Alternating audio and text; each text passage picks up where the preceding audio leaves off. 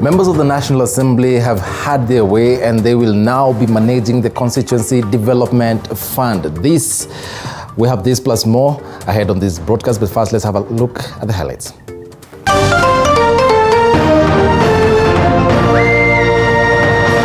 Tonight, recommendations by the Presidential Working Party on CBC reforms to domicile junior secondary schools in primary schools. The reason why we have been having a secondary school, one secondary school for every so many primary schools is because some numbers fell off. Now fronts a new headache of recruiting adequately trained CBC teachers in less than a month.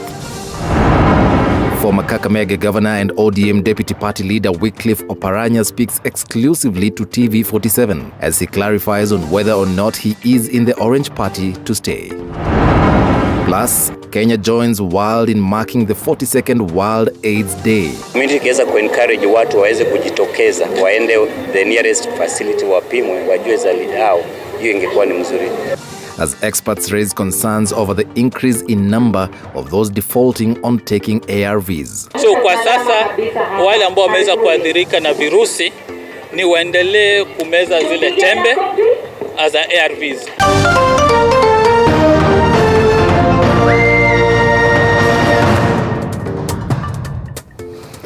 Welcome to the broadcast. My name is Eric Munene. Our sign language interpreter is Catherine Simaloi. Junior secondary schools will now be domiciled in the existing primary schools. This is according to a report released Thursday by the Presidential Working Party on education reforms to review the competency-based curriculum. And as Andrin Kilemi now tells us, this poses a fresh headache for the government, which now has a little over a month to recruit adequately trained CBC teachers. The debate on whether grade 6, 7, 8 and 9 learners will be domiciled in secondary or primary schools has finally come to an end following a report submitted to President William Ruto Thursday by the Presidential Working Party on education reforms. The report recommends that junior secondary schools will be domiciled in the existing primary schools. To provide for this 100% transition, every primary school should have a secondary school. Even in the 844 system, that would be where we would actually be going. That's where we would be going. Because the reason why we have been having a secondary school, one secondary school for every so many primary schools is because some numbers fell off. And while this will come as answered prayers mostly to parents who feared for the welfare of their children, it poses a fresh headache for the government, which now has a little over a month to hire adequately trained teachers to handle the over 1.3 million learners transitioning to grade 7 in January. But in a statement from State House, the Working Party recommends a quick training of teachers for the new assignment. This coming on the backdrop of teachers who complained of near-nil training to handle the basic formative classes of CBC. The report further indicates that the grade 6 Kenya Primary School Education Assessment KPSEA that ended Wednesday will not be used for placement to junior secondary schools, but will instead monitor learning progress and provide feedback to education sector players on areas that require intervention. Further, the team led by Chairman Raphael Munavu recommended construction of extra classrooms and laboratories in primary schools, with the primary schools neighboring secondary schools expected to share the facilities with their junior secondary schools. The Education Working Party on education reforms has up to March 2023 to submit the final report to President William Ruto. Andrin Kilemi, TV47, Nairobi. Now, as from the 9th of December, members of parliament are expected to start receiving the national government's CDF monies after the Attorney General okayed the release. In a letter to House Speaker Moses Wetangula, Treasury says the decision was taken after the Attorney General opined that the Supreme Court decision that quashed the fund did not touch the NG-CDF Act of 2015. Paul Kirobi reports.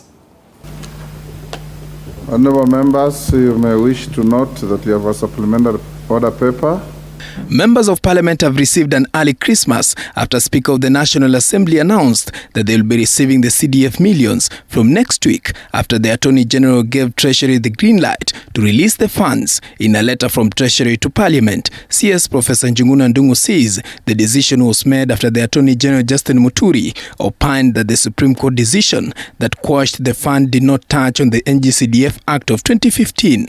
The MPs will now be receiving the 2 billion shillings every week to a tune of 44.2 billion. This comes as the National Assembly is set to take a break for Christmas holiday. That the NG-CDF Act of 2015 technically remains in force until such express declaration is formally made by the High Court or other superior courts as may be seized of the matter on appeal. In light of the advice from the Attorney General, the National Treasury and Economic Planning confirms that it will commence disbursement to the NG-CDF by tranches of 2 billion on a weekly basis. A section of MPs had protested to boycott house business as the funds has been playing a key role in ensuring developments at their constituency level. They find that as members of Parliament, when we have an opportunity or when our process of business is being challenged, and yet we don't actively get involved in court matters, expect adverse proceedings to happen without our absence. MPs protested that the withdrawal of the funds has limited their capacity to do development projects at the constituency level. Because we told them all along that there is nothing whatsoever that is unconstitutional in the NG-CDF 2015 Act. And nothing was to stop them from disbursing these funds. But now that they have seen the sense, we appreciate that these funds should now come out quickly for children to proceed with their education. If you can get your school committees, your PMC committees in the villages to be enjoined in that case, because it is a protection of their interests, so that the perception that is out there that CDF is there for members of Parliament, for Kenyans, and even the court to understand that CDF is taking care of interests of children in our neighborhoods, children who are not in school today and some who will not be able to access school in January. The funds had been thrown in dark after the Apex Court ruled that the CDF Act 2013 that allowed MPs to manage funds offended the Division of Revenue and Public Finance Law. In September, the Supreme Court ruled unconstitutional, sealing the fate of the National Government Constituency Development Fund NG-CDF, ruling that the Act, which was enacted in 2013 and changed in 2015, is unconstitutional. Each constituency receives at least 100 million shillings every year, and the legislators have used the kitty for community development projects. Paul Kirobi, TV47, Nairobi. Well, thank you, Paul Kirobi, for that. Now, the Justice and Legal Affairs Committee has recommended that the President forms a tribunal which will investigate the conduct of the 4 of the embattled IEBC commissioners, upholding the 4 petitioners' charges in what they say found enough grounds. However, Azimio Brigade have accused the Kenya Kwanza government of dictatorship by expediting the removal of the 4, hinting about going to courts to seek justice. Have a look. The embattled IEBC commissioners are on their way out after the Justice and Legal Affairs Committee of the National Assembly recommended to the House to approve the formation of tribunal to investigate their conduct. His Excellency the President appoints a tribunal to deal with the matters in accordance with Article 251(5) of the Constitution.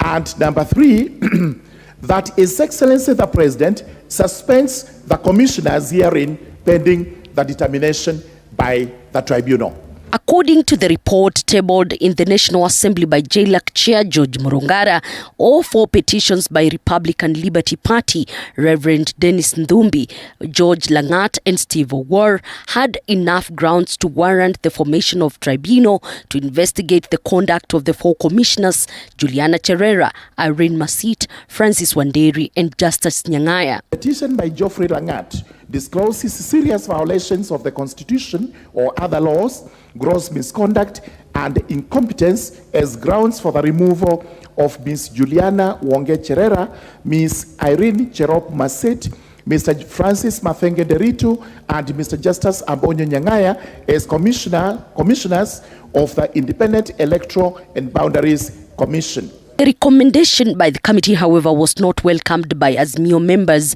who from their onset had walked out of the committee for what they claimed is the committee trying to enforce a predetermined outcome, insisting the report was just another illegality, though Majority Leader Kimani Ichung'wah had no kind words for the Azimio counterparts, urging the House to expedite the process of passing IEBC Amendment Bill to avert a crisis due to lack of substantive body. Before the 2010 Constitution, the House Business Committee was a committee of the House which was populated by nearly all cabinet secretary ministers then.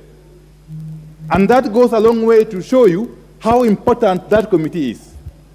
That a House of Parliament cannot engage in any business without being approved by the House Business Committee, including the time allocated. Time allocated. It's not enough to say that the House Business Committee had allowed this business to come on this day. It must be on a specific timeline. If it is in the morning sitting, it must be in the morning sitting. It cannot be changed arbitrarily from morning to afternoon. What is your point? My point is that this House has a duty to respect its own rules. Of business before the House. You had the opportunity to appear in the House Business Committee as a leader of minority. You had the business of even mobilizing other leaders in the minority to attend the House Business Committee and have your say in committee. But you cannot now come and stand before national TV because you know you're on national TV to pretend that this business did not come. You are not only misleading members who are seated here, but misleading the entire country. You should be bold enough, Honorable Pio, to tell the country that you don't have the audacity, you don't have the guts to stand on your 2 feet as the leader of minority. Lead the minority. Stop allowing the former Prime Minister to lead the minority from outside the House. Even the President is not leading this House. And the majority from outside the House, my brother. Further, the Azimio faction says the country risks falling to dictatorship, hinting of heading to courts and streets to seek justice over the 4 illegal dismissal. It's not just to amend the act for the sake of amending it. The motive is to clear the path to return this country to the draconian dark old days. We are being prepared to go back to the dark old KANU days, using this House as a conduit or as a convenient tool. We, as members of the Azimio One Kenya Coalition Party, have refused to be party to the charade that is going on in this House this afternoon. To do illegalities in Parliament, you wait for darkness. You can't do it in daytime because people are watching you. Kenyans are watching you. MPs are watching you. You know, members are alert. So you have to wait the hour of darkness to arrive so that you can do any illegalities that you think you can do on the Kenyan people. That's exactly what's happening today here. A motion was brought to the floor of the House saying that we must extend the sitting of the House until conclusion of the businesses on the order paper.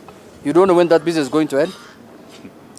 Now that we have refused to participate in this debate, we have refused completely. As minority, we have left it for Kenya Kwanza to deal with this skunk that they are dealing with. With the removal of the 4 IEBC commissioner, country risks being without electoral commission as the term of the chair Wafula Chebukati, Abdi Gulie and Boya Mulu is ending on January 18th, 2023. 8 of the 4 IEBC commissioners now lies with the president, who is expected to form a tribunal which will probe the matter on the charges leveled against the 4. Elizabeth Mutuko, TV 47, Palm Biddings, Nairobi. Thank you, Elizabeth Mutuko, for that. Now, 8 police officers from the disbanded Special Services Unit of the DCI have been released on a personal bond of 500,000 shillings each after the investigating officers failed to produce a report on DNA tests from the suspects. Now, the officers who have been in custody for more than 30 days are suspected to be behind the mysterious disappearance of two Indian nationals, Zulfikar Ahmad Khan and Mohammed Zaid, and their taxi driver Nicodemus Mwania. The officers, through lawyer Danstan Omari and Omayo Aranga, claim even after being in custody since early November, no investigations had commenced to establish the truth of the matter.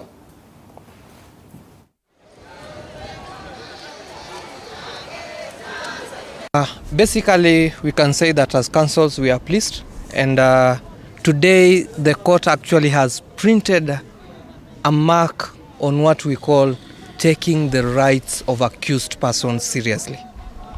The court's print on this decision of today is actually phenomenal and should be copied by all other courts in ensuring that accused persons are actually treated as per the Constitution on the presumption of innocence. That is a landmark decision, and we are pleased with it. Long battle between prosecution and the defense in regard to investigations and collection of DNA samples from the 9 SSU Special Service Unit officers. The court has been magnanimous enough and admitted our clients and released them on their own recognizance.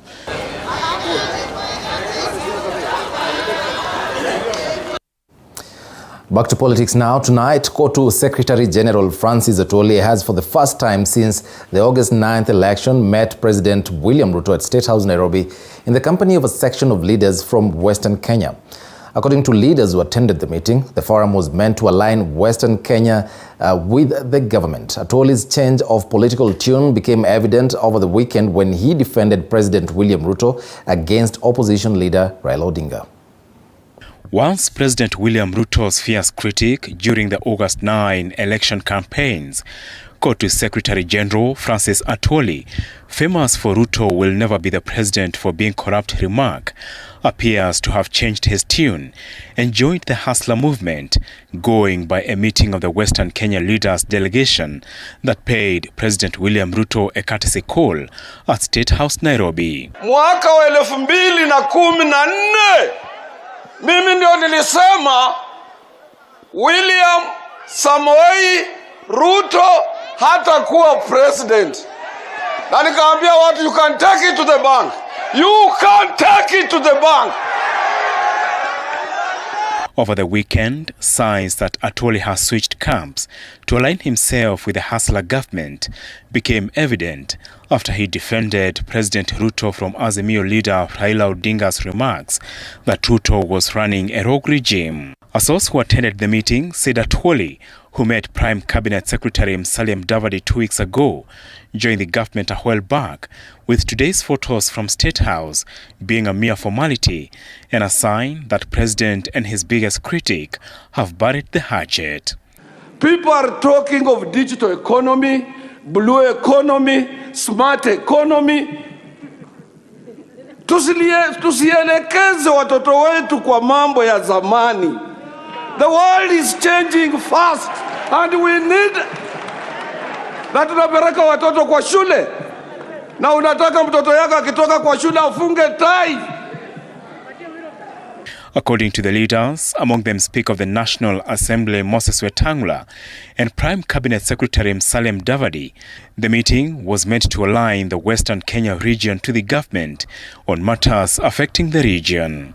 Also attending the meeting were former Azimio allied leaders Ikolomani MP Bernard Chinali and his Navajo counterpart Emmanuel Wangwe. Apol Kamau, TV47. Moments after Cooperatives Cabinet Secretary Simon Chelugui revealed that over 1.4 million Kenyans had taken up to 400 million shillings from the Hustler Fund, experts are now warning that the near-nil approval mechanism could lead to an increase in the number of defaulters. This as Kenyans expressed mixed reactions on the criteria used to issue out the loan, as some getting the cash while others requests being turned down. TV47's Moige William tells us more. 24 hours later, after the launch of the much-anticipated low-interest financial inclusion fund by the government, dubbed Hustler Fund, the government, through the Cooperative and MSMEs Cabinet Secretary Simon Chelugui, has stated that over 1 million Kenyans have registered for their services through the USSD *254#. Chelugui further revealed, out of the 50 billion shillings set aside for the kitty, already over 400 million has been taken up by Kenyans. The Hustler Fund is among one of the campaign promises made by President Ruto in his campaigns to the run-up of the August 9 polls. Through the kitty, according to the president, meant to offer Kenyans to access personal finance, microloans for small and medium enterprises, and credit for startups, with experts lauding the move. This comes down to capital for the small business persons in the Republic of Kenya. I know people are going to try and politicize it, but there is a person who will benefit today from the 20,000. They'll be able to stock their shop. There is a parent today who was wondering, how am I going to take my kids up country? Now they have access to that. This is also coming with fears that the near-nil approval mechanism could lead to a huge number of defaulters. The same way you've been going for Fuliza, the same way you've been going for Mshwari, the same way you've been going on these other apps, you've borrowed and you've had the responsibility of paying. This is equally a loan that is payable, and actually, remember, it's coming from the government. So there could be dire repercussions further ahead if you default on this facility. However, a number of Kenyans have elicited mixed reactions, some getting the funds through their phones, whereas others experiencing delays and others totally missing out on the services. Sababu kama mi personally, mi individually, nimeona kama nimepata shilingi 700. Watu wengine tulipokea messages jana, tumejaribu, wanasoma tu, the service is not available. Ila wakati niliapply nilipata limit ya shilingi 600. Mimi nimesha apply, nimeshafinya hiyo maneno yenye wanasema watu wafinye, lakini yangu haijaingia. Lakini sasa mimi nimejaribu kuapply, naambiwa ngojea for 2 hours. Nikiretelewa nafaa nichukue ama nini nafanya ndio na mimi nipate hiyo pesa. Also, a number of Kenyans weighed on the amount that is being offered through the Hustler Fund, which ranges from 500 shillings to 50,000 shillings, repayable within 14 days at an interest rate of 8% per annum. Nataka kukuambia rais wetu, kama unataka kutusaidia, tusaidie na pesa yenye inaonekana. Hata 10,000 hivi ndio tuanzie biashara nayo. Nimeona kama nimepata shilingi 700. Na hii pesa programu naiwekea hii pesa, at least mheshimiwa rais, naanza ukulima wa kuku. Nataka ninunue kuku 2 at least nione kama manufaa inaenda juu sana. Saa hii nimeapply Hustler Fund ya serikali ambayo nina expect itanisaidia, alafu napewa 600. So sioni hata faida. President William Ruto launched the Hustler Fund on Wednesday 30th November, which will see the government set aside 50 billion shillings every year, making it a total of 250 billion shillings in the 5 years Ruto will be at the helm of power. Moige William, TV 47. Now to health matters, medical experts are expressing concerns over the increasing number of ARV users defaulting on taking their medication. Besides issues to do with wastage and having to deal with now and all cases, the experts warn that those defaulting on the life-changing medication could become resistant to other medications. Beatrice Watare caught up with some defaulters who now give their side of the story. Steps to attain a reduction in HIV infections have been well implemented by the government over time through modifications in prescription of ARVs, as well as an increased number of self-help groups that infected people can gain acceptance through. Initially, you get 3 different medications, but of late, after the developmentation that has been done, after research, it has been found that one tablet can incorporate 3 medications at once, at a go. You see, technology came to help in this instance. And that's what the government is trying to put on point. At least by Vision 2030, kila mtu mwenye ako positive akuwa ameweza kusuppress virus yake to LDL, because itakuwa imeweza kukab the new HIV infection. And even as Kenya joins the world in marking the 42nd World AIDS Day, stigma remains a big impediment in efforts to making HIV patients live positively. So bad is the situation that some patients have been defaulting on taking their ARVs. Just like Mary, not her real name. Box kunikata, nikalazwa ward. 1 month. Wakasema VL imeshoot. Sio time vile nilikuwa ward, doc akasema huyu amezange dawa. But as she found out, the price she had to pay for the defaulting was too dire, as the defaulting led to the subsequent rise in her viral load, thus making her also vulnerable to other opportunistic infections. So, hata haikutake long baada ya kukataa dawa, nikagonjeka. According to data released by the National Syndemic Diseases Control Council, as of this year, close to 1.3 million Kenyans were on antiretroviral therapy, which include ARVs. Out of these, over 67,700 have defaulted on the medication between January and August this year. Adults aged 25 years and above are leading in the defaulting with over 6,000 cases, with users in the ages of between 10 to 14 recording the lowest number of defaulters with 1,674. Besides fear of disclosing an HIV status to avert potential stigma and discrimination being cited as the main reason behind defaulting of ARVs, economic aspects, with some patients lacking resources to pay for their transport to collect the drugs, lack of food security to ensure regular nutritious diet, and the burden of some side effects are also some of the reasons behind this phenomenon that is giving doctors sleepless nights. Let's say they are in the village, deep in the upcountry.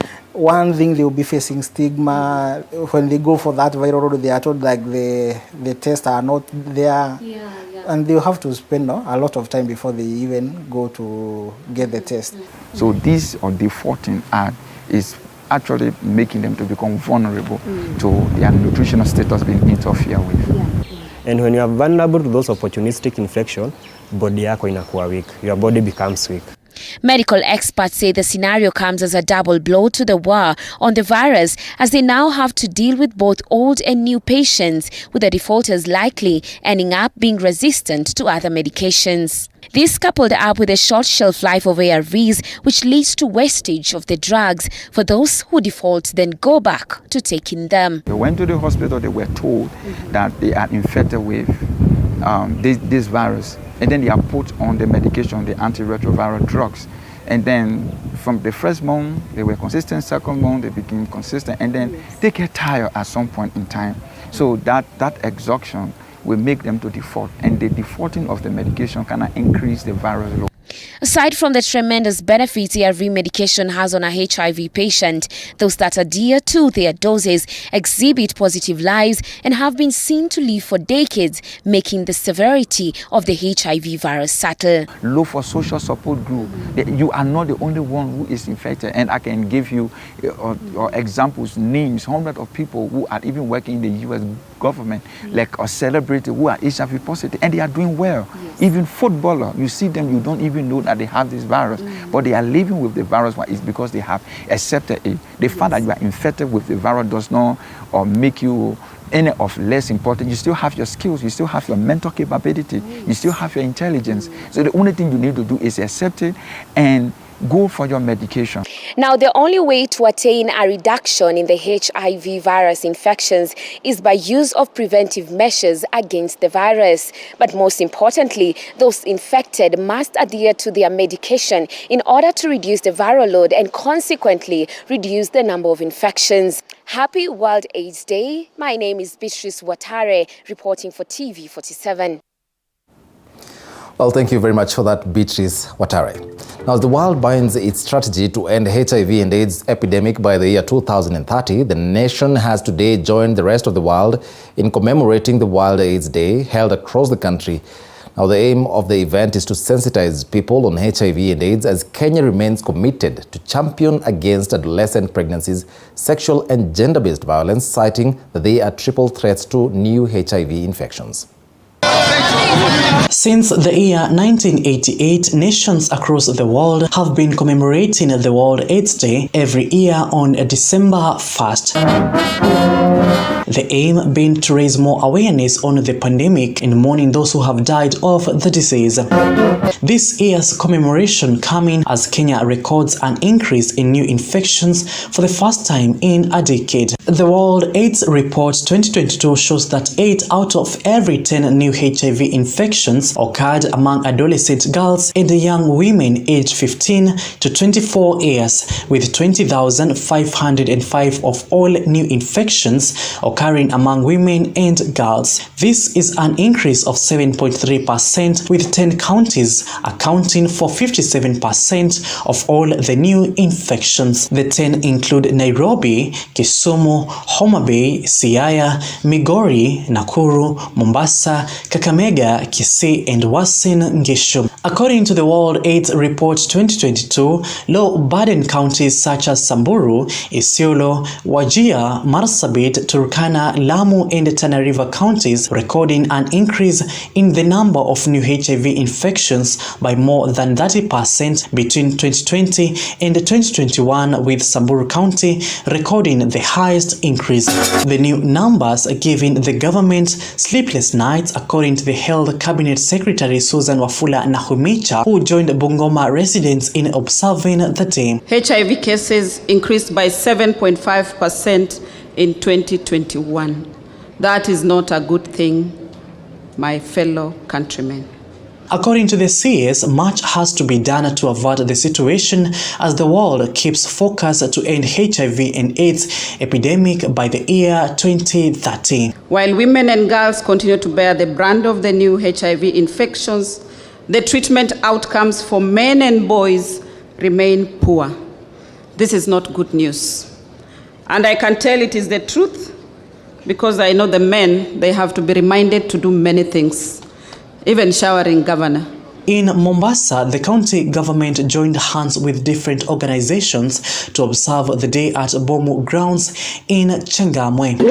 The team cites that early pregnancies, sexual and gender-based violence remains a triple threat to new HIV infections, urging the community to be more responsible. The community inaweza participate kuzuia mambo ya gender-based violence katika jamii. Because tumeona inachangia mambo kama kubakwa, that violence at home inasababisha HIV kukua juu. Pia kuwa na violence, unajua unaogopa hata kwenda kupata huduma. Elsewhere in Turkana County, Jacob Juma, the county commissioner, led the locals in commemorating the day while urging them to get tested and get full information about their HIV status. Lazima tukubali kupimwa, tujue hali zetu, ili ikiwa tukumeharibika jambo tuweze kuingia katika madawa na ili tuweze kusurvive na kuendelea na maisha. 3, lazima na sisi tujiepushe pia kuwaambukiza watu wengine tukijua hali zetu, kwa sababu hiyo ni hatia. Paul Munio, TV 47. Well, quite controversial statement there that men have to be reminded to do some things, including the basic stuff. But hey, that report there by our very own Paul Muniu brings us to the first break of this broadcast. Remember that exclusive interview with former Kakamega Governor Wycliffe Oparanya, the first interview that he has accorded the media since the last general election, will be right ahead in this broadcast. Don't go away.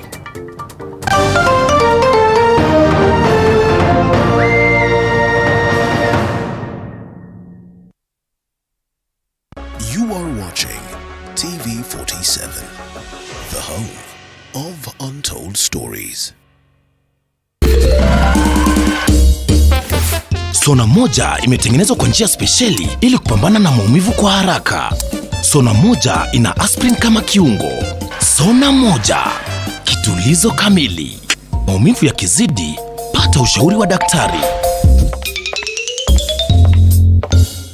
It has over 80,000 members, with its presence felt through 10 branches in Kiambu and Nairobi, with an asset base of 4 billion Kenya shillings. TAISACO was founded way back in 1992 by tea farmers. We decided to change the name from Kiambu Tea Growers Sacco now to TAISACO, so that we can be able to bring on board other sectors, civil servants, teachers. We have the M-banking service. Our members can be able to transact at the comfort of their homes. We have some in the US, Dubai, in the UK as well. Tai is the Kiswahili name for eagle. It has focus. Sikuwa na mashini hata moja, tulikuwa tunaosha na mikono. I was able kupata loan ya kwanza 80,000, nikanunua mashini ya kwanza.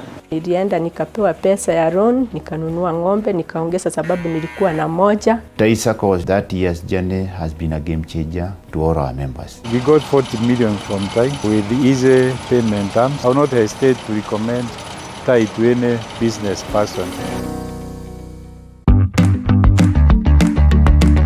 The secret to an instant glow and spotless skin. Acne C10 is a 10% pure vitamin C serum that effectively fades dark spots and clears dark patches. With a unique formulation, it is quickly absorbed deep into the skin to give optimal results. Acne C10, 10% pure vitamin C serum, safe on all skin types.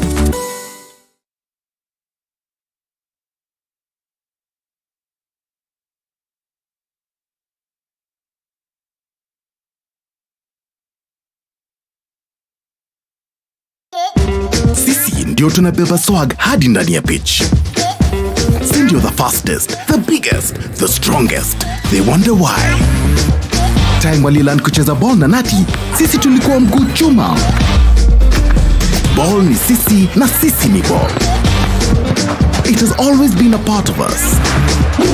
We are passionate, so loud, they had to tell us to keep it down.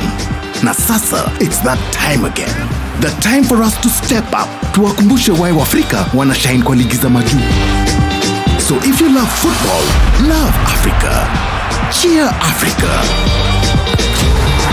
Africa ni sisi.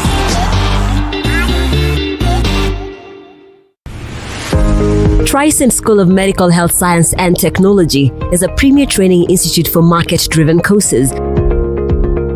With state-of-the-art facilities, competent and dedicated members of staff, and linkages with the medical industry, you are assured of a bright future when you study with us. Enroll today in our campuses at Juja, Nairobi West, Kisumu, and Homa Bay.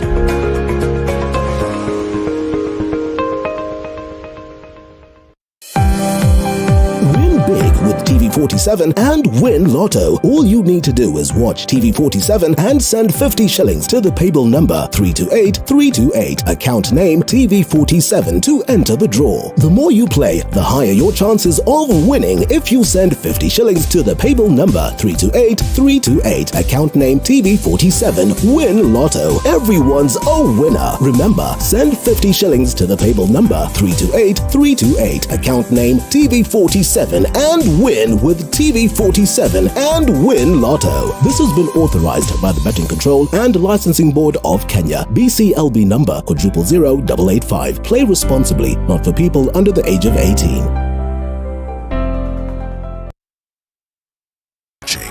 TV47, the home of untold stories.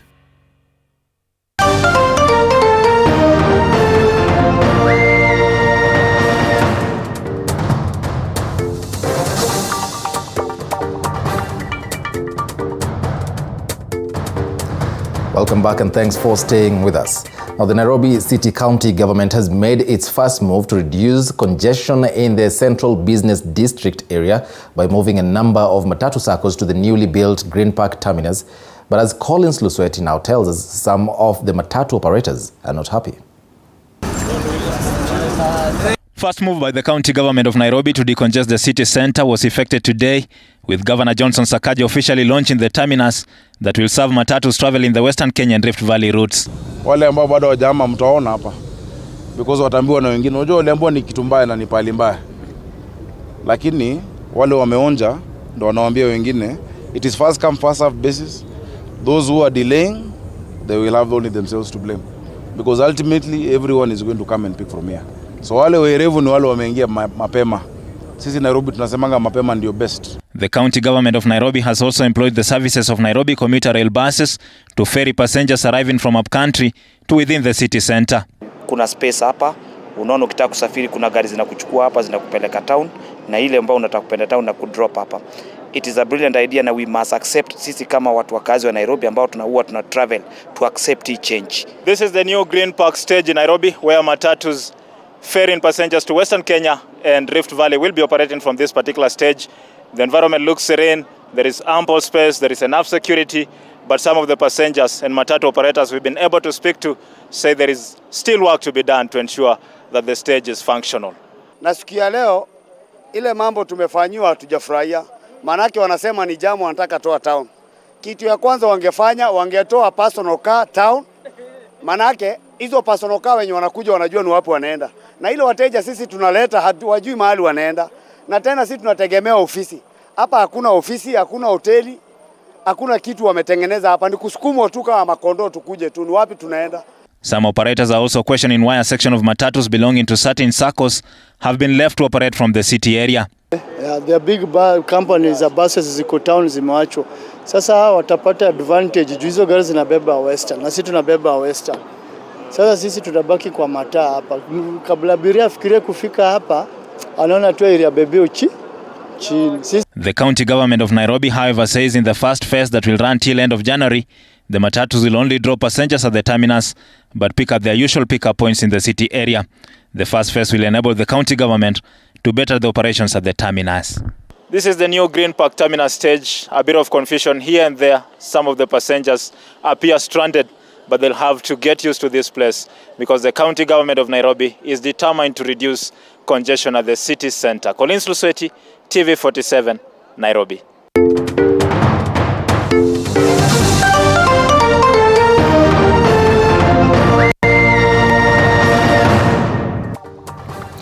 Welcome to your most favorite segment on Kenyan television right now.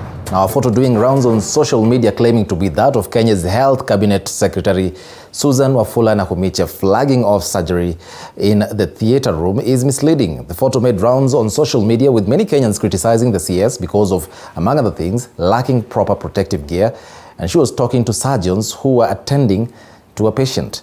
Now, the true story behind the image is that the CES was in a simulation lab and not from a real theatre. The CES even made a clarification on her official Twitter account saying that the simulation lab uses dummies and not patients.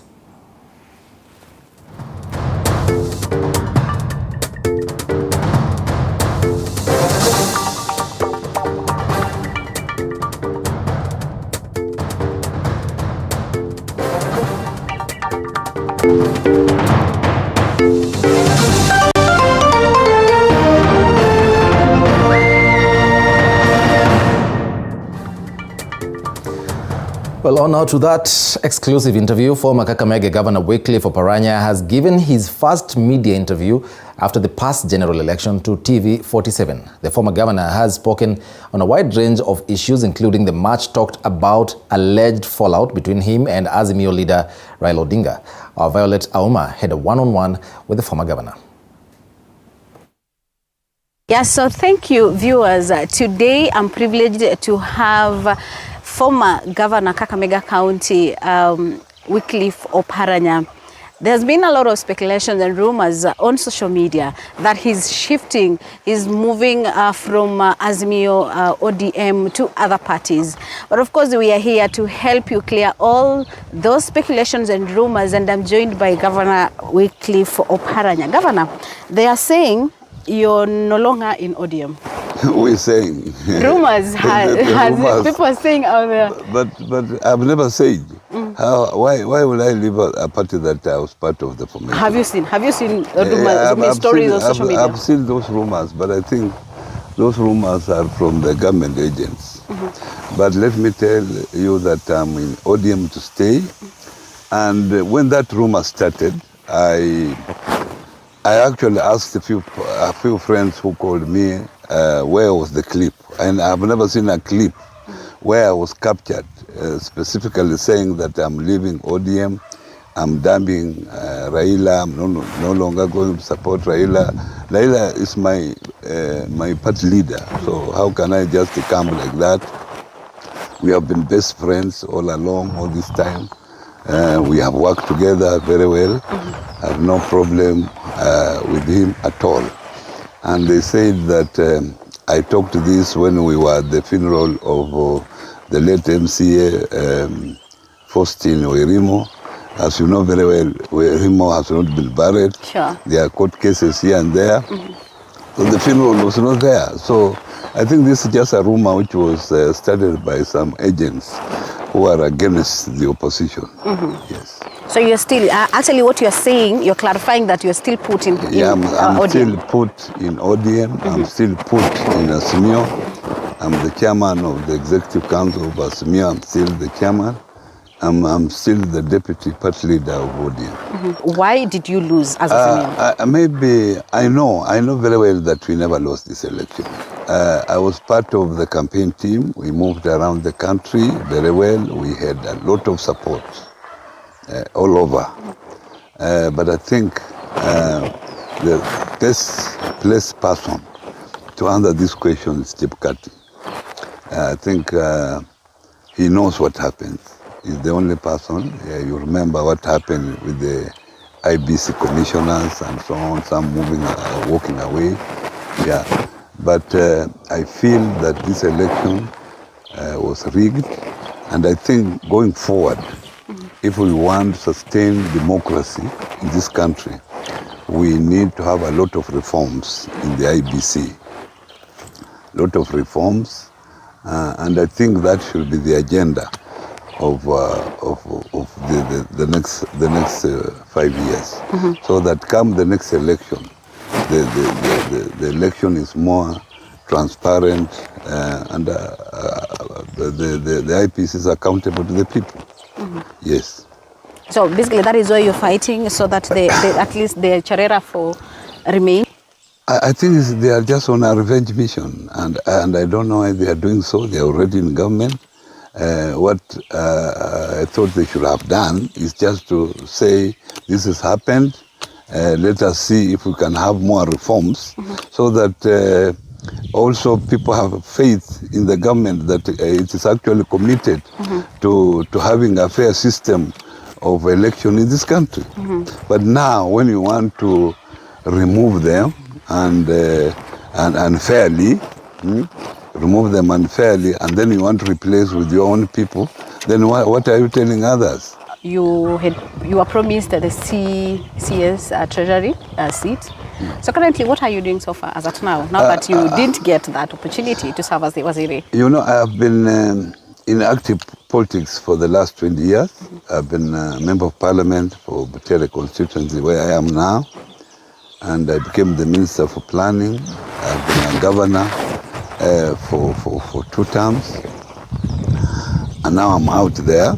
And I feel that there are so many things that I've not done to myself and my family. So I wanted to concentrate on my own things for the next 2-3 years. And then, of course, after that, I now prepare myself for 2027. Talking of 2027, so you're vying which position? It is early to say now which position I'm vying for, because you know I am in a Azimio coalition. Yeah. And as our coalition, we must have a consensus. But of course, I've always said that I wanted to be the President of the Republic of Kenya. I've said this severally. And it depends on what the coalition decides. Yes. So you'll be vying under that coalition, or you're coming up with a new party? Because actually, also other speculations out there is that Oparanya is coming up with his own party. I'm not planning to come up with a new party. You know very well that I was part of the formation of ODM. I put all my resources in ODM, and I cannot just quit a party that I was part of, and the party I've spent all the time popularizing. You can see how the party performed in Western. I think this was the best performance since the formation of the party. Now, last 2 weeks, we've had a section of leaders in a Western region. They met Musalia Mudavadi. And of course, a number of them also were from the Azimio party. Do you think we are going to experience some paradigm shift as at now, especially politically in Western region? No, well, the elected leaders have no problem meeting other leaders who are in position. Already Musalia Mudavadi is in government, and plus others, and even the members of parliament are part of government, because there are 3 arms of government, so parliament is one of them. They have no problem in meeting Musalia Mudavadi to discuss issues to do with parliament. As I hear, he coordinates legislation, they are absolutely right to go and meet him anytime they want. Personally, I have no problem, and I would do the same if I was a member of parliament. Why didn't you go for Yala? I didn't want, because I've told you I've been in active politics for the last 25 years, and I feel that there are other loose ends in my own life that I need to fix. Now that you're saying you're positioning yourself for 2027, but Raila Odinga has not really come out openly saying that I will not vie. So I don't know, do we still have chances that he might be vying? I've said, and all the time, I respect my party leader. If he decides to vie, I have no problem. If he decides to vie, I have no problem. So you'll vie against him? Yeah, if he decides to vie, we can compete in the nomination. I have no problem. If it defeats me, I will support him also. But as I've said, it will be too early to decide or to start speculating who will vie, who will not vie at this moment. I feel that we need to reorganize ourselves as opposition, so that we have a strong opposition to oversight the government. To me, that's what is critical now, to make sure that the government, the present government of William Ruto, is accountable to the people, and they are able to deliver what they promise people. That is what is critical now. And it is too early to start praising them or to start criticizing them, because they have not even set up their government fully. They just saw in the cabinet secretary recently. The PSS have not been vetted. There was that problem. Here now the vetting is going on. So they are not properly constituted. If I can use your words, Governor, you said it is time Raila Odinga and his supporters support hata Mungu mwenye hata msafi. Yeah, I'm one of the people from this region, who have never wavered at all, who is committed to the party. And I feel when it reaches my time that I want to be supported, I feel even my party leader should support me, because I have supported him. One of of course, your key projects that you've also talked about is the Buhungu Stadium, which people look at it and are like,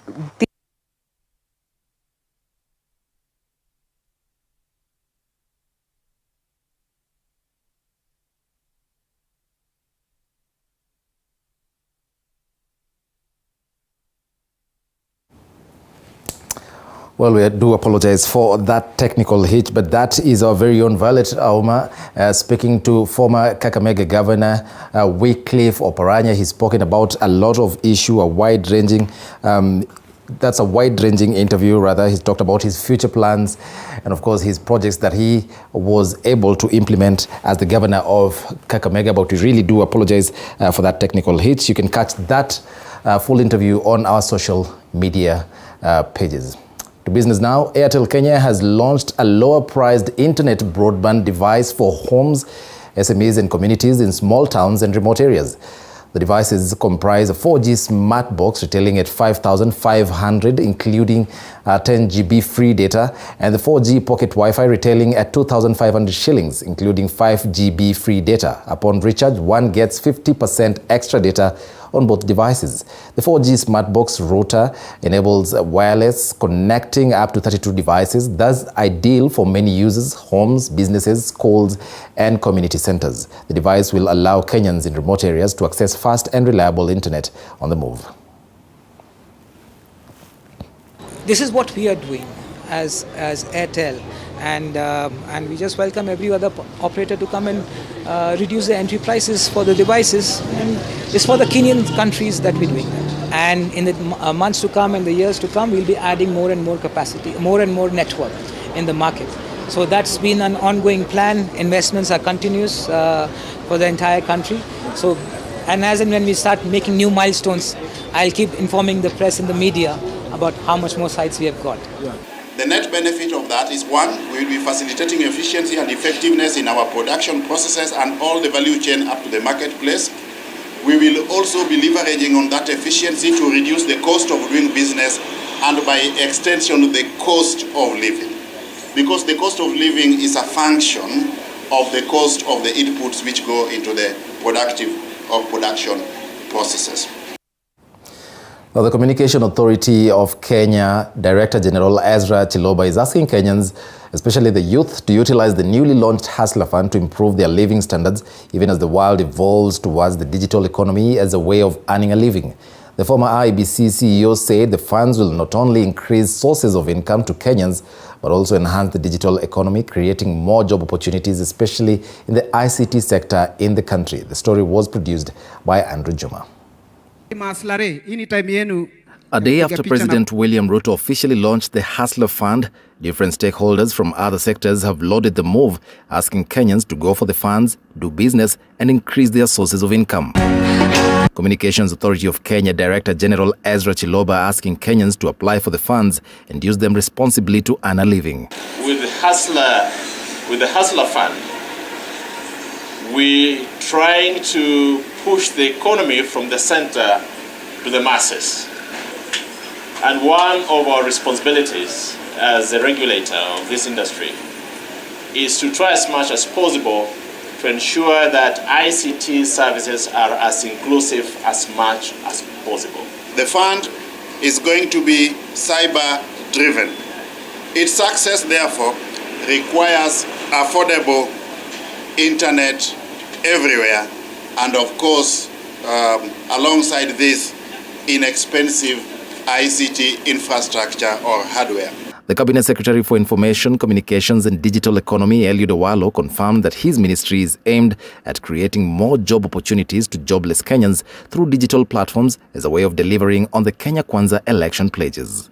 As government, we welcome as many partners as possible to join us on our mission to bring all Kenyans into the cyberspace and to raise the quality of life through digital participation. We especially want to see women and the youth on board the digital trend. We are indeed happy.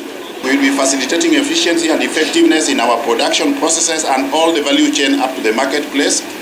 We will also be leveraging on that efficiency to reduce the cost of doing business and by extension the cost of living.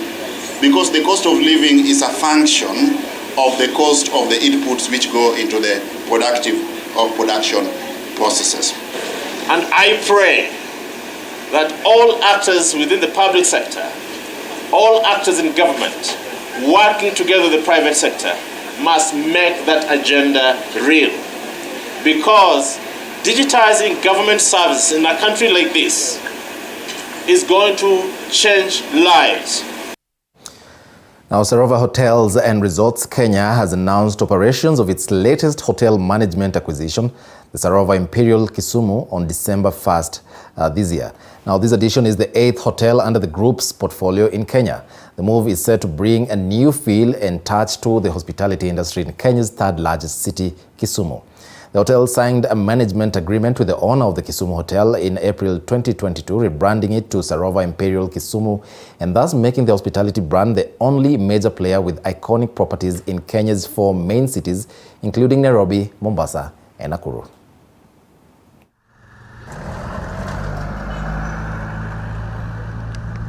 We're very excited today to be here in Kisumu, and specifically at this very iconic hotel, Sarova Imperial in Kisumu, which we signed to operate with the owners in April of this year. We've come through a very hard 2 years, 2020 and 2021, but as a business we saw this as an opportunity to carry on with our growth plans, which we had before the pandemic. We've had a lot of support from our board of directors and our shareholders who have said, we must move along and deliver on our vision. But as we got to a stage where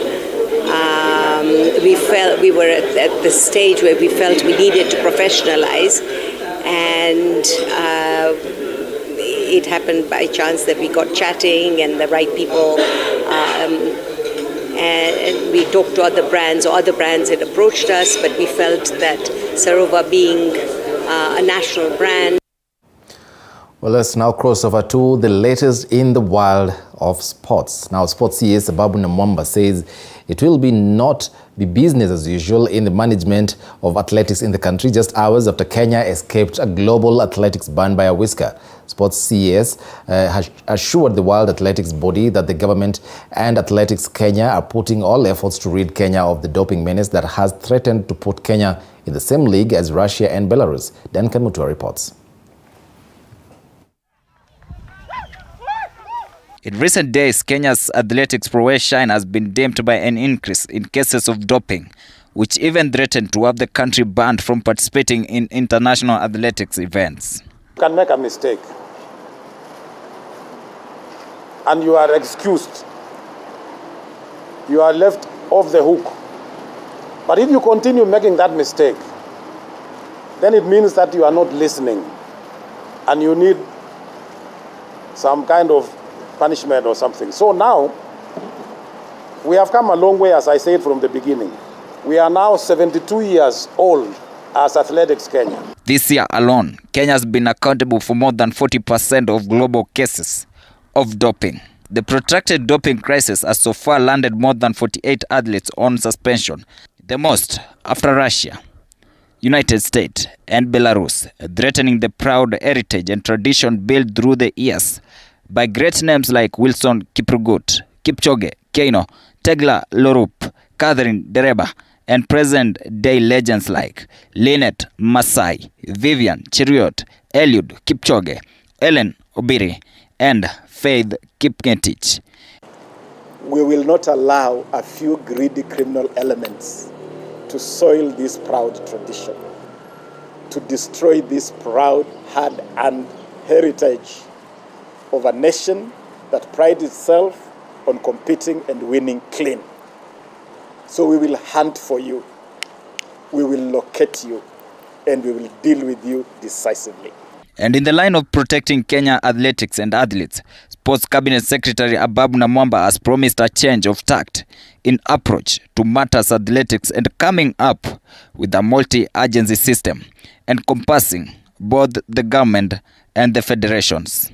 We have promised to be transparent. We have promised to be very open in this matter, to be accountable.